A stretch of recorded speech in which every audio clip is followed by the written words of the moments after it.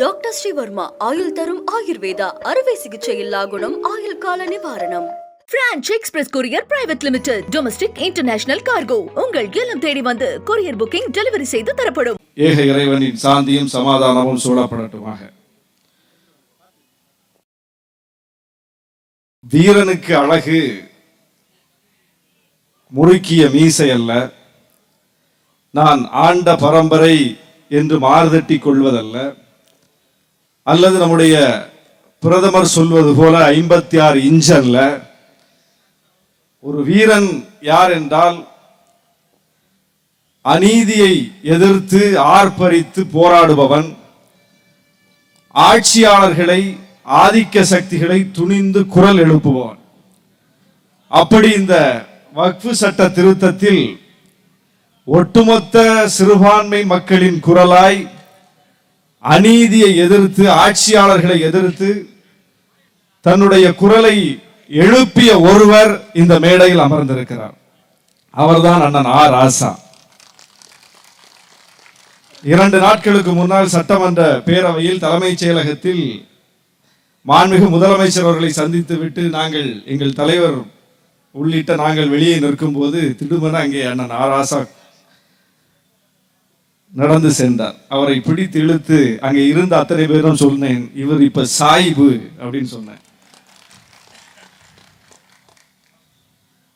முகமது இஸ்மாயில் சாஹிப் அண்ணாவின் தோழராய் திராவிட முன்னேற்ற கழக கூட்டணியில் இணைந்த முதல் கூட்டணி கட்சியாய் ஒரு ஆட்சி மாற்றம் தமிழகத்தில் வருவதற்கு அச்சாணியாய் அன்றைக்கு ஒரு சாஹிப் இருந்தார்.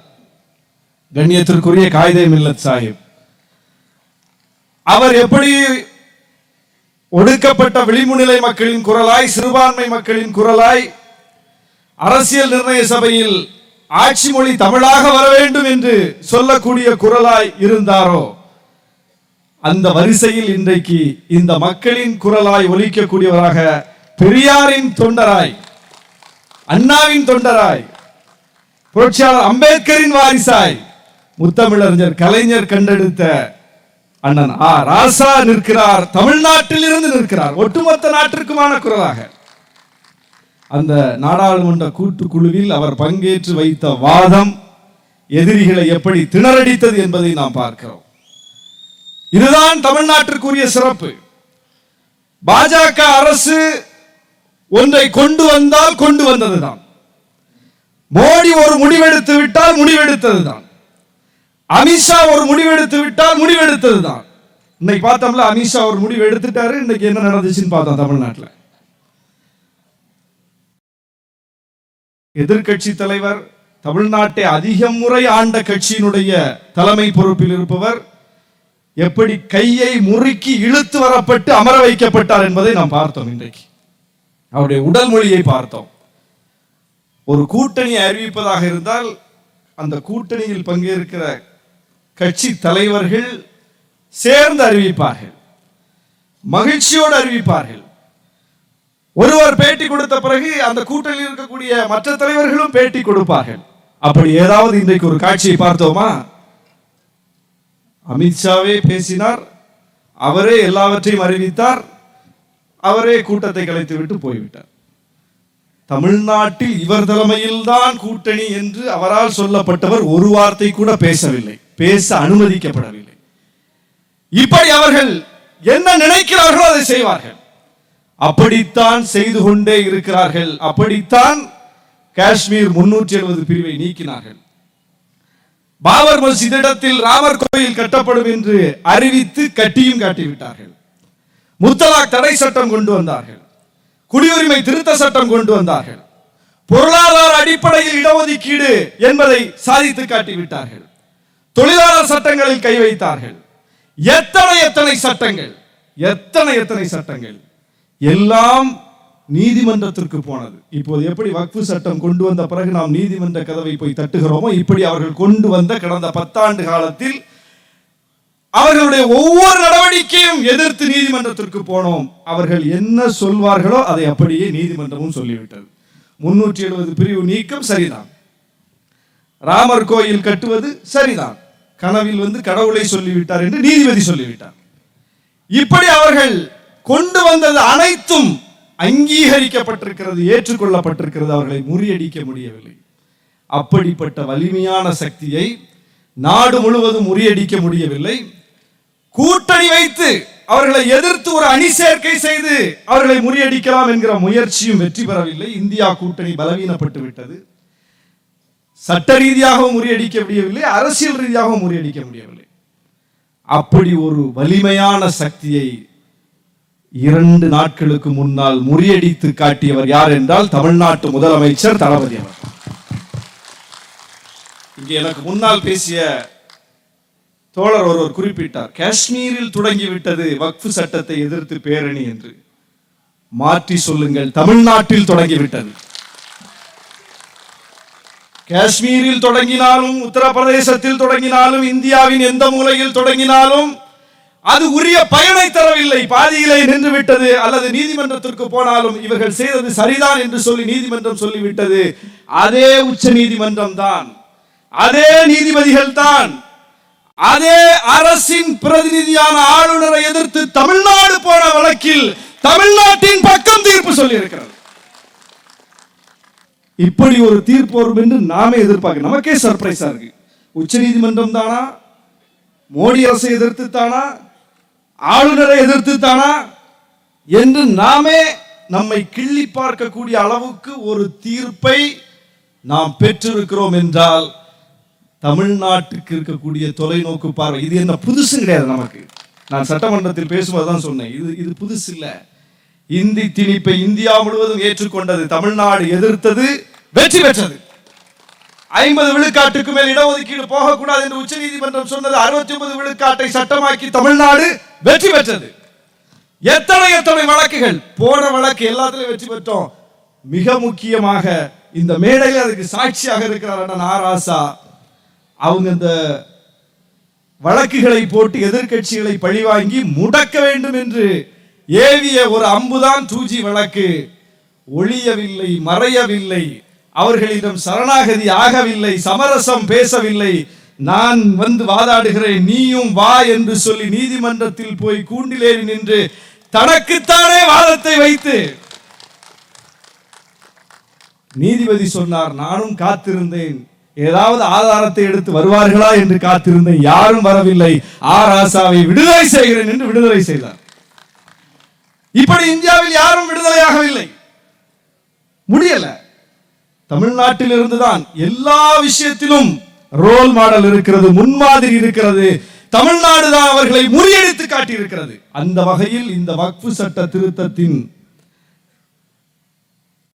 பாசிச கூறுகளை, ஆதிக்க கூறுகளை எதிர்த்து தமிழ்நாடு இன்றைக்கு திரண்டிருக்கிறது என்று சொன்னால் தமிழ்நாடு கட்டாயமாக இதில் வெற்றி பெறும். தமிழ்நாட்டில் இருந்து வரக்கூடிய குரலை ஒடுக்க முடியாது. தமிழ்நாட்டின் குரல் தனித்துவமான குரல். அந்த வகையில் இதில் அவர்கள் மண்டியிடுவார்கள். அது கட்டாயம் நடக்கத்தான் போகிறது. வக்ஃபு சட்டத்தை பற்றி வக்ஃபு வாரிய தலைவர் அண்ணன் நவாஸ்கர் இங்கே சொன்னார், எவ்வளவு ஒரு அப்பட்டமான ஒரு மீறல் அந்த சட்டம் என்று. அவர்கள் இந்த சட்டத்தை கொண்டு வருவதற்கு முன்னால் நிறைய பொய் சொல்லி இந்த சட்டத்தை கொண்டு வந்திருக்கிறார்கள். அதில் ஒன்றுதான் அவர் சொன்னது போல, ராணுவத்துக்கு அடுத்து, ரயில்வேக்கு அடுத்து வக்ஃபுக்கு தான் சொத்து அப்படின்னு.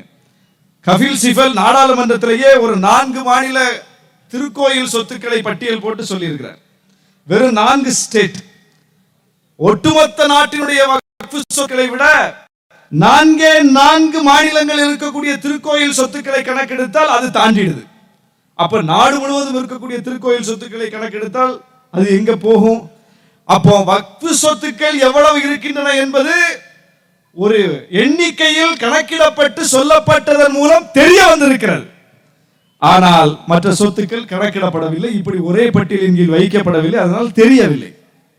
ஆனால் இவர்கள் என்ன சொல்கிறார்கள், ராணுவத்துக்கு அடுத்து, ரயில்வேக்கு அடுத்து இவ்வளவு பெரிய சொத்தா முஸ்லிம்களுக்கு என்று ஒரு பொய்யை பரப்பி இட்டு கட்டி அந்த சொத்துக்களை நாங்கள் கண்காணிக்க போகிறோம் என்று சொல்லி வந்திருக்கிறார்கள். இது முற்றிலும் தவறான போக்கு. பெண்களுக்கு இடமில்லை வக்ஃபு வாரியத்தில் என்று ஒரு அப்பட்டமான புழுகை செய்திருக்கிறார்கள். தமிழ்நாட்டில் இப்போது இருக்கக்கூடிய வக்ஃபு வாரியத்திலே 2 பெண் உறுப்பினர்கள் இருக்கிறார்கள். இதே வக்ஃபு வாரியத்தில் முதன்மை செயல் அலுவலர் என்கிற CEO பொறுப்பில் பெண் இருந்திருக்கிறார். வக்ஃபு வாரியத்தினுடைய தலைவராக பெண் இருந்திருக்கிறார். வக்ஃபு வாரிய அமைச்சராகவே பெண் இருந்திருக்கிறார். தமிழ்நாட்டில் பார்த்திருக்கிறோம். அப்போ அந்த சட்டம் தடுத்தால் எப்படி பெண்கள் வர முடியும்? அப்ப சட்டம் அனுமதித்திருக்கிறது, சட்டத்தில் அனுமதி இருக்கிறது. அதனால தான் நான் சொன்னேன், இல்ல பெண்கள் கட்டாயம் பங்கேற்கணும்னு செய்றாங்க. சரி, கட்டாயம் பங்கேற்கணும்னு உச்ச நீதிமன்றத்தில் 2 முஸ்லீம் பெண்களை நீதிபதி ஆக்குறதுக்கு சட்டம் கொண்டு வா. உயர் நீதிமன்றங்கள்ல 2 முஸ்லீம் பெண்கள் கட்டாயம் இருக்கணும்னு சட்டம் கொண்டு வா. பல்கலைக்கழக துணைவேந்தர்கள் 2 பேர் ஆகணும்னு சட்டம் கொண்டு வா. இந்த நாட்டினுடைய அதிகார மட்டம் எங்குமே முஸ்லீம்கள் இல்லை, குறிப்பாக முஸ்லீம் பெண்கள் இல்லையே, ஏன் அதுக்கெல்லாம் சட்டம் கொண்டு வர மாட்டேன்? அதுக்கெல்லாம் ரிசர்வேஷன் கொண்டு வா. முஸ்லீம்களுக்கு இடஒதுக்கீடு கொடுக்க வேண்டும் என்றால் முதலில் வந்து எதிர்க்கக்கூடிய கட்சி பாஜக, கொடுக்க கூடாது என்று சொல்லக்கூடிய கட்சி பாஜக. ஏதாவது பாஜக அல்லாத கட்சிகள் ஆளும் மாநிலங்களில் முஸ்லீம் இடஒதுக்கீடு கொடுக்கப்பட்டால் நேரா நீதிமன்றத்துக்கு போய் அந்த இடஒதுக்கீட்டை முறியடிப்பதற்காக வாதாடக்கூடிய போராடக்கூடிய கட்சி பாஜக. அப்ப முஸ்லிம்கள் அதிகாரத்திற்கு வந்துவிடக் கூடாது என்பதற்காக கங்கணம் கட்டி அலைகிற கட்சி. முஸ்லிம் பெண்களை அதிகாரப்படுத்துகிறோம் என்று சொன்னால் அது எவ்வளவு ஒரு ஏமாற்று நடவடிக்கை! அது உண்மையிலே அந்த சமூகத்தின் மீதான அக்கறையில் சொல்லப்படுவதா? அந்த பெண்கள் மீதான அக்கறையில் சொல்லப்படுவதா? இல்லை. ஆக முஸ்லிம் பெண்களின் மீது அக்கறை இருக்கிறது என்று காட்டி அதன் போர்வையில் அவர்கள் தங்களின் திட்டத்தை நடைமுறைப்படுத்திக் கொள்கிறார்கள். தங்களின் திட்டத்தை நடைமுறைப்படுத்திக் கொள்கிறார்கள். முத்தலாக் 3 தலாக் ஒரே நேரத்தில் சொல்லி முஸ்லிம் பெண்களை ஏமாற்றி விடுகிறார்கள் முஸ்லிம் ஆண்கள். அதனால் அந்த பெண்களை காப்பாற்றுவதற்காக நாங்கள் முத்தலாக் தடை சட்டம் கொண்டு வந்தோம் என்று சொல்கிறார்கள். தமிழ்நாட்டில் பார்க்கிறோம், இந்தியா முழுவதும் பார்க்கிறோம், ஆணவ கொலை நடக்கிறது. ஒரு இந்து பொண்ணு ஒரு இந்து பையனை கல்யாணம் பண்ணதுக்காக ஆணவ கொலை நடக்குது, ஹானர் கில்லிங். ஒரு இந்து பொண்ணு இந்து பையனை கல்யாணம் பண்ணதுக்காக எத்தனையோ இந்து பெண்கள் படுகொலை செய்யப்பட்டுக் கொண்டிருக்கிறார்கள். அந்த பெண்ணை திருமணம் செய்வதற்காக இந்து ஆண்கள் படுகொலை செய்யப்பட்டிருக்கிறார்கள். முத்தலாக்ல ஒரே நேரத்தில் 3 தலாக் சொல்லி பெண்கள் பாதிக்கப்பட்டால் அந்தங்களுக்கு நியாயம் கொடுக்க வேண்டும் என்பதில் மாற்றுக்கிறது இல்லை. ஆனால் இங்கே பெண்கள் படுகொலை செய்யப்படுகிறார்கள் திருமணம் செய்வதற்காக, சாதி மாறி திருமணம் செய்வதற்காக. ஆணவ கொலை தடுப்பு சட்டம் கொண்டு வா என்று உச்ச நீதிமன்றம் எத்தனையோ முறை சொல்லிவிட்டது. ஆனால் அதன் பக்கம் தலை வைத்து கூட படுக்க மாட்டார் மோடி, அந்த பக்கம் திரும்பி கூட படுக்க மாட்டார், பார்க்க மாட்டார்.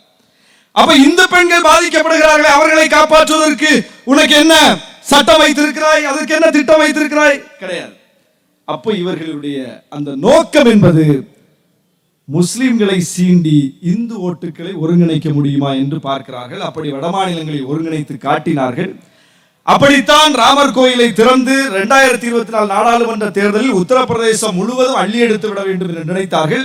இந்தியா முழுவதும் அதை காரணம் காட்டி வெற்றி பெற வேண்டும் என்று நினைத்தார்கள். ஆனால் அதே உத்தரப்பிரதேசத்திலேயே, அதே அயோத்தி, அதே பைசாபாத் தொகுதியிலேயே பாரத கட்சி படுதோல்வி அடைந்தது என்பதுதான் கடந்த நாடாளுமன்ற தேர்தலில் வரலாறு. உத்தரப்பிரதேசத்தில் மட்டும் அவர்கள் 80க்கு 80 பெற்றிருந்தால் அவர்கள் மெஜாரிட்டியோட ஆட்சியை பிடித்திருப்பார்கள் இந்த முறை. ஆனால் நிதிஷ்குமார் காலையும் சந்திரபாபு நாயுடு காலையும் கட்டிப்பிடித்துக் கொண்டு இன்றைக்கு இந்த ஆட்சியை நகர்த்த வேண்டிய ஒரு நெருக்கடியில் அவர்கள் இருக்கிறார்கள் என்றால் உத்தரப்பிரதேசம் கொடுத்த அடி. உத்தரப்பிரதேசமே விழித்துக் கொண்டது என்றால் இந்தியா விழித்துக் கொள்ள எவ்வளவு நேரமாகிவிடும்? அயோத்தியே பதிலடி கொடுத்து விட்டது என்றால் ஒட்டுமொத்த இந்தியாவும் பதிலடி கொடுப்பதற்கு எவ்வளவு நேரமாகிவிடும்? எனவே அவர்கள் ஒன்றும் வீழ்த்த முடியாத சக்தி அல்ல, அவர்கள் ஒன்றும் அசைத்து பார்க்க முடியாத கட்சி அல்ல. வேளாண் சட்டத்தை கொண்டு வந்த போது ஒரு புள்ளி கூட கமா கூட மாற்ற மாட்டோம்னு சொன்னாங்க. நாங்க ஒரு முடிவு எடுத்துட்டா எங்க பேச்ச நாங்களே கேட்க மாட்டோம்னு சொன்னாங்க. இந்த விஜய் டைலாக் வரும்ல படத்துல, ஒரு முடிவு எடுத்துட்டு அவர் பேச்சு அவரே கேட்க மாட்டாரு அப்படின்னு, அது மாதிரி அவங்க. ஆனால் அவர்கள் தான் எளிய விவசாயிகளின் போராட்டத்திற்கு பணிந்தார்கள் என்பது வரலாறு. எளிய மக்களின் போராட்டம் வலிமையானது, விவசாயிகள் எளியவர்கள். அந்த எளிய மக்களின் வீரம் செறிந்த போராட்டம் பாஜகவை வீழ்த்தியது. அதுபோல உத்தரப்பிரதேசத்தில் இருக்கக்கூடிய எளிய மக்களின் தேர்தல் முடிவு பாஜகவை வீழ்த்தியது. அதுபோலத்தான் இந்த போராட்டத்தையும் இன்றைக்கு எளிய மக்கள் முன்னெடுத்திருக்கிறார்கள், விளிம்பு நிலை மக்கள் முன்னெடுத்திருக்கிறார்கள். இந்த போராட்டம் கட்டாயம் வெல்லும், அவர்கள் வீழ்த்தப்படுவார்கள். வீழ்த்தப்படுவதற்கு அச்சாணிதான் இன்றைக்கு தமிழ்நாட்டில் இருந்து அவர்களுக்கு எதிராக வலுத்திருக்கிற குரல். அவர்களோடு எத்தனை பேர் சேர்ந்தாலும் அவர்களும் வீழ்த்தப்படுவார்கள். அவர்களுக்கு ஆதரவாக எத்தனை பேர் தனியாக கடை விரித்தாலும் அவர்களும் வீழ்த்தப்படுவார்கள். இந்த மக்களுக்கு தெரியும், ஒடுக்கப்பட்ட விளிமுனை மக்களுக்கு தெரியும், ஒட்டுமொத்த மக்களுக்கு தெரியும் தங்களுடைய நண்பன் யார், எதிரி யார் என்பது, எதிரிக்கு துணை போவது யார் என்பது தெரியும். எனவே தமிழ்நாட்டு மக்கள் குறிப்பாக இந்த வரக்கூடிய தேர்தலில் நாம் இதையெல்லாம் கருத்தில் கொண்டு தீர்க்கமான முடிவு எடுக்க வேண்டும். மிக முக்கியமான ஒரு நெருக்கடியான காலகட்டம் இது. இந்த காலகட்டத்தில் நாம் எடுக்க போக முடிவு அது இந்தியாவினுடைய போக்கை மாற்றி அமைக்க வேண்டும். 2014 மோடியை பிரதமர் வேட்பாளராக முன்னிறுத்தி அவர்கள் களத்தை சந்தித்தார்கள். இந்தியா முழுவதும் அவர் வெற்றி பெற்றார்கள். தமிழ்நாடு அவர்களை தோற்கடித்தது. 2019 மீண்டும் வந்தார்கள். இந்தியா முழுவதும் அவர்களை ஏற்றுக்கொண்டார்கள். தமிழ்நாடு தோற்கடித்தது. 2024 மீண்டும் மோடி பிரதமரானார். 3வது முறை இந்தியா முழுவதும் அவர்களை ஏற்றுக்கொண்டார்கள். தமிழ்நாடு தோற்கடித்தது. மோடி 3 முறை பிரதமராக இருக்கிறார். 100 ஆண்டுகால RSS இயக்கத்தினுடைய வெற்றி விழாவில் அவர்கள் இதை வரலாற்று சாதனையாக எழுதும் போது தமிழ்நாட்டிற்கு மட்டும் அதில் பங்கே கிடையாது. மோடியை ஆட்சி அதிகாரத்தில் அமர்த்தியதில் தமிழ்நாட்டிற்கு பங்கே கிடையாது. 26 அவர்களோடு சேர்ந்தவர்களும் அதுபோன்ற நிலைமைக்கு தள்ளப்படுவார்கள். 29 அதுபோன்ற நிலைமைக்கு தள்ளப்படுவார்கள். அந்த வகையில் இந்த போராட்டத்தை விடுதலை சிறுத்தைகள் கட்சி என்றென்றும் ஆதரிக்கிறோம். நாங்களே களத்தில் நின்று போராடி கொண்டிருக்கிறோம். எங்கள் தலைவர் எழுச்சி அவர்கள் நாடாளுமன்றத்தில் வீரஞ்செறிந்த சிறுத்தையாய் கர்ஜித்து வந்திருக்கிறார். தமிழ்நாடு முழுவதும் நாங்கள் கர்ஜிக்கிறோம். நாடு முழுவதும் இந்த போராட்டத்தை வலுப்படுத்துவோம் என்று சொல்லி வாய்ப்புக்கு நன்றி கூறி விடைபெறுகிறேன். நன்றி, வணக்கம். டாக்டர் ஸ்ரீவர்மா ஆயுள் தரும் ஆயுர்வேதா அறுவை சிகிச்சை இல்லா குணம், ஆயுள் கால நிவாரணம். Branch express courier private limited, domestic international cargo. உங்கள் இல்லம் தேடி வந்து கொரியர் புக்கிங் டெலிவரி செய்து தரப்படும். என்றும் உங்களுடன் மை இந்தியா. முக்கிய செய்திகளை உடனுக்குடன் தெரிந்து கொள்ள சப்ஸ்கிரைப் பண்ணுங்க, பெல் பட்டனை பிரஸ் பண்ணுங்க. என்றும் உங்களுடன் மை இந்தியா.